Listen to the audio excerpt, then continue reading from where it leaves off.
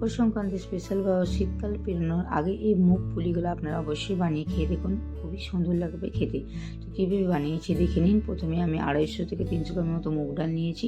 খুব ভালোভাবে আমি শুকনো কড়াই ভেজে নিলাম। তারপর 3 থেকে 4 বার ওয়াশ করে আমি হাফ গ্লাস জল দিয়ে দিয়েছি প্রেসার কুকারে। তার মধ্যে আমি নুন দিয়ে 3 থেকে 4টা সিটি আসা পর্যন্ত আমাদেরকে সেদ্ধ করে নিতে হবে। পুরোপুরি ঠান্ডা হয়ে গেলে তারপরে আপনার এই কাভারটাকে খুলে নিতে হবে।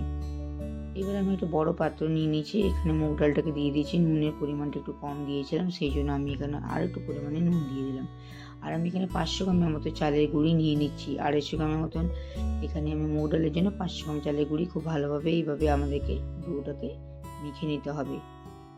এইভাবে একটা ডো মেখে নিলাম। ডোয়ের থেকে লিচি কেটে নিয়ে পরে আমি বাটির আকারে তৈরি করি। অলরেডি আমি এখানে নারকেলের পুর এখানে তৈরি করে রেখেছি। আপনারা যেরকমভাবে পুর এখানে ফিল করতে পারেন, তো এইভাবে আমি চ্যাপটা করে সাইডগুলোকে আমি মুড়ে দিয়ে ডিজাইন করে নিচ্ছি। দেখুন এখানে কাঁটা চামচের সাহায্যে সাইড করে এইভাবে আপনারা ডিজাইন করে নিতে পারবেন। কাঁটা চামচের সাহায্যে এইভাবে আপনারা কিন্তু ডিজাইন করে নেবে, দেখতে খুব সুন্দর লেগে থাকে। আমি এই পিঠেগুলো এইভাবে বানিয়ে নিয়েছি। এবার এখানে লো টু মিডিয়াম ফ্লেমে আমি এই পুরি পিঠেগুলোকে ভেজে নেব। দুদিকটা উল্টে পাল্টে করে লালচে করে আমাদেরকে ভেজে তুলে নিতে হবে।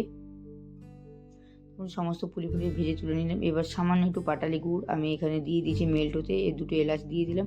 ফুটে উঠে গেলে সামান্য পরিমাণে একটু জল দিয়ে দিলাম।